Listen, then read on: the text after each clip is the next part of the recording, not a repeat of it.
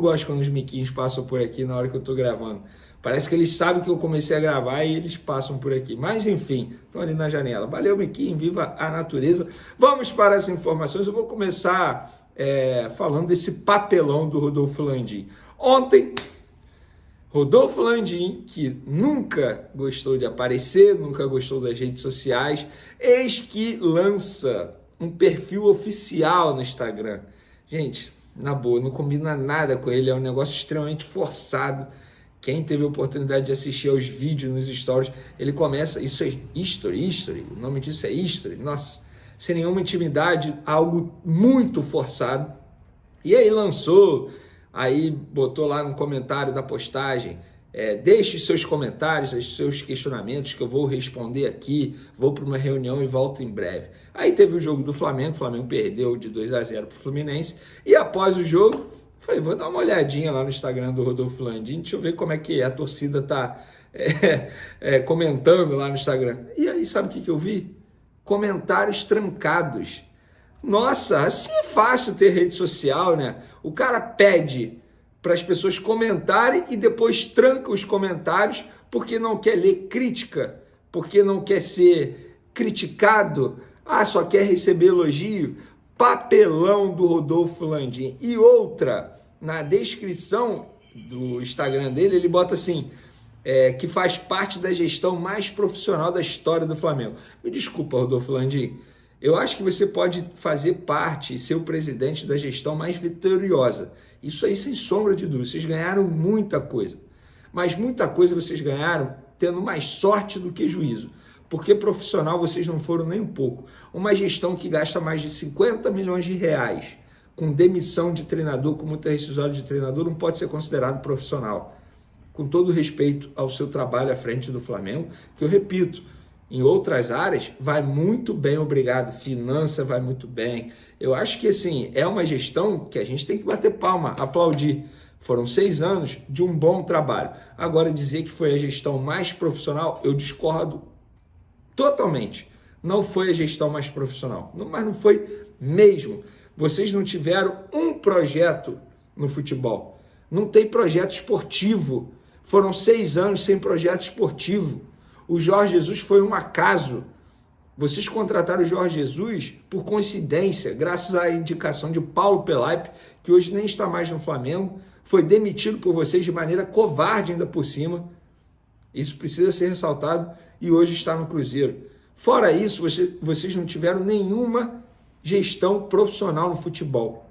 Mais um papelão do Rodolfo Landim. Terrível, terrível, tal como os vídeos que ele vem publicando lá no Instagram, que também são vídeos bem forçados, bem fracos. Sobre o jogo de ontem, galera, eu não consegui fazer live nem vídeo pós-jogo, correria danada. A coletiva do Felipe Luiz, ele disse o seguinte: no primeiro tempo a gente controlou bem o jogo, sofremos alguns contra-ataques. Não foi o nosso melhor dia tecnicamente. A bola escapou muito do nosso pé, erramos alguns domínios. Jogadores que talvez não estavam tão sincronizados entre eles no meio e demos alguns contra-ataques. Fizemos um bom primeiro tempo com bastante chance de gol. E no segundo tempo, a partir do momento que começamos a sofrer e depois das perdas de bola, perdemos um pouco a força no meio campo porque era um jogo de bastante transição, ida e volta. E acabamos sofrendo o gol. Depois do gol, o Fluminense sabe muito bem se defender e ficou cada vez mais difícil de fazer gols. Mesmo assim, criamos chances e não conseguimos fazer. E ele também falou sobre Gabigol.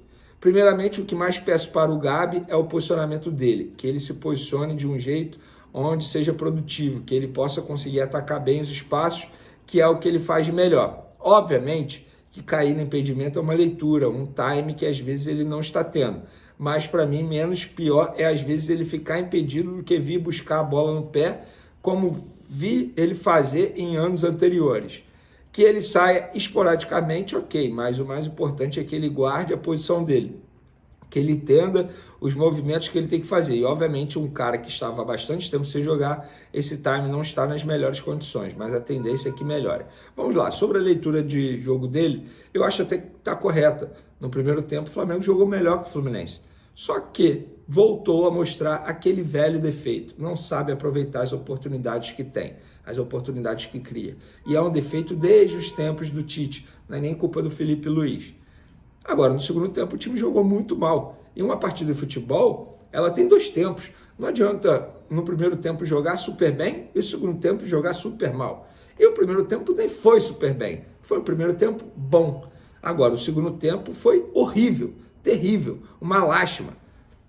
Eu acho até que Felipe Luiz, eu não vou ser engenheiro de obra pronta e criticar a escalação dele, mas eu acho que Felipe Luiz insistiu muito no erro. Deixar o Alan 90 minutos em campo foi um absurdo. Deixar o Gabigol quase 90 minutos em campo foi outro absurdo. O Léo Ortiz, ele tem que jogar na zaga. Ele vai bem como volante, mas ele vai melhor ainda como zagueiro. E por falar em zaga, o Léo Pereira fez uma partida terrível. O que justifica a titularidade do Léo Pereira? Quer botar o Léo Ortiz na zaga? Ótimo, mas o Fabrício Bruno não pode ser reserva. Fabrício Bruno e Léo Ortiz, inclusive, fizeram uma boa dupla de zaga nos tempos de Red Bull Bragantino. Entrosamento, inclusive, não seria um problema. E por falar em partida ruim, mais uma do Ayrton Lucas. Terrível, uma lástima. Uma lástima. Um jogador que não consegue jogar bem desde quando foi convocado para a seleção brasileira. Ainda bem que o Alexandre volta no domingo. Dito isso, galera, eu acho que a atuação, a derrota do Flamengo para o Fluminense não interfere para domingo. Domingo é uma outra atmosfera, um outro ânimo, os jogadores vão estar no outro nível de concentração e a gente sabe muito bem que esse elenco do Flamengo, em jogos de mata-mata, parece que eles incorporam o bom futebol, que eles escolhem jogo. E eu não estou dizendo que eles escolhem jogo, apenas parece. Porque, de fato, eles jogam totalmente diferente em uma partida de mata-mata. O Campeonato Brasileiro não tem sido forte desse elenco, dessa diretoria do Flamengo há muito tempo, inclusive.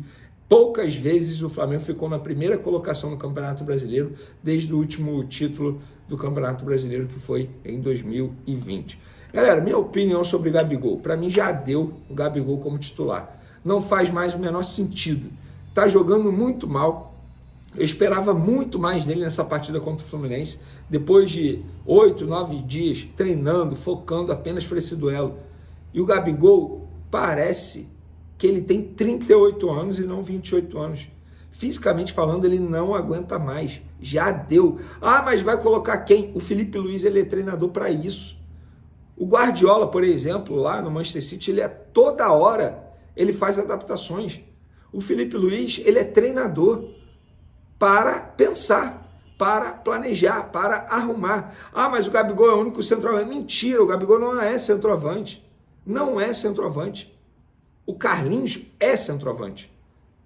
Mas eu acho que o Carlinhos não tem que ser titular. Até porque no domingo ele nem pode ser escalado, porque ele não pode jogar pela Copa do Brasil com a camisa do Flamengo, porque já jogou pelo Nova Iguaçu. O que eu penso o Gabigol já deu como titular. Nada mais justifica o Gabigol como titular. E o Felipe Luiz, ele é treinador para isso, ele é pago para isso, para ele pensar em uma outra alternativa, em uma outra possibilidade. Gonzalo Plata, Lohan, Arrascaeta de falso 9, Michael lá do Bruno Henrique, que seja.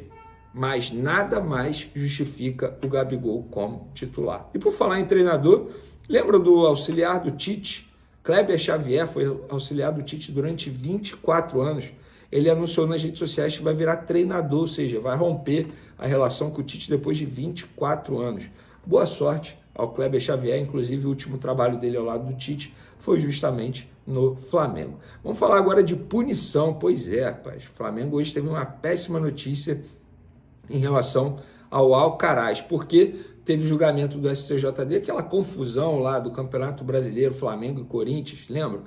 Pela 25ª rodada, jogo que foi no dia 1º de setembro, só hoje teve o julgamento lá no STJD, e Alcaraz pegou 4 jogos de suspensão, Yuri Alberto pegou 2 jogos de suspensão, o zagueiro Kaká pegou 2 jogos de suspensão, Emiliano Dias, auxiliar do Corinthians, 1 jogo de suspensão, Fabinho Soldado, dirigente do Corinthians, 15 dias de suspensão, Thiago Resetti, Gandula, 20 dias de suspensão, Alessandro Gandula, 20 dias de suspensão, Corinthians foi multado em R$13 mil e o Flamengo foi multado em R$8 mil. Venê, o Alcaraz pode jogar no domingo, Yuri Alberto pode jogar no domingo, o Kaká pode jogar no domingo, sim, eles podem jogar no domingo, para vocês entenderem. Quando a punição é número de jogos, esses jogos têm que ser cumpridos na competição, ou seja, tem que ser no Campeonato Brasileiro, no caso do Alcaraz, do Yuri Alberto, do Kaká.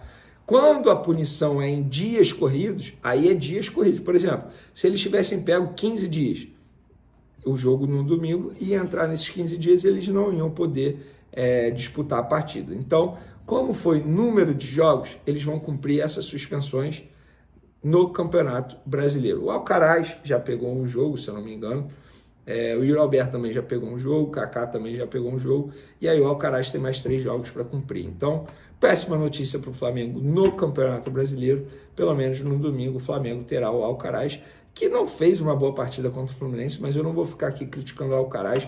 Ele acabou de chegar ao Flamengo, chegou na reta final da janela de transferência. Seria um erro, eu considero, da minha parte, ficar criticando a partida do Alcaraz. Óbvio, se espera muito desse jogador, que é o jogador mais caro da história do Flamengo até o momento, 20 milhões de dólares, mais de 100 milhões de reais, porém, ainda é muito cedo. Acho que pode cobrar do Alan, pode cobrar do Gabigol, obviamente, mas do Alcaraz, calma. Pés no chão, vamos ter paciência com esse jogador. A sexta-feira do Flamengo foi marcada pela reapresentação e chave virada. O foco da vez é o Corinthians, o adversário do time do Felipe Luiz, pelo segundo jogo das semifinais da Copa do Brasil, no domingo. Gerson, De La Cruz e Eric, poupados na última partida, voltaram a treinar com o grupo. Se liga só.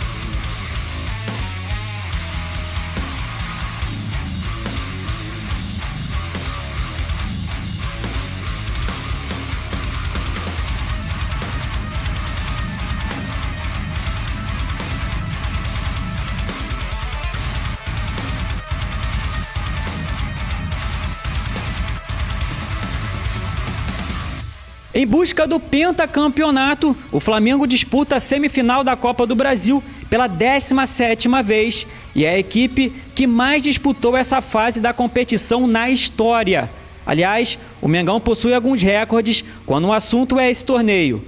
É quem mais venceu, 130 vezes, e quem mais fez gols, 382 ao todo. Bora pela vaga e por mais. A próxima atividade será também a última antes do jogo diante do Corinthians. O treino ocorrerá na parte da manhã deste sábado, aqui no Ninho do Urubu, e em seguida a delegação parte para São Paulo.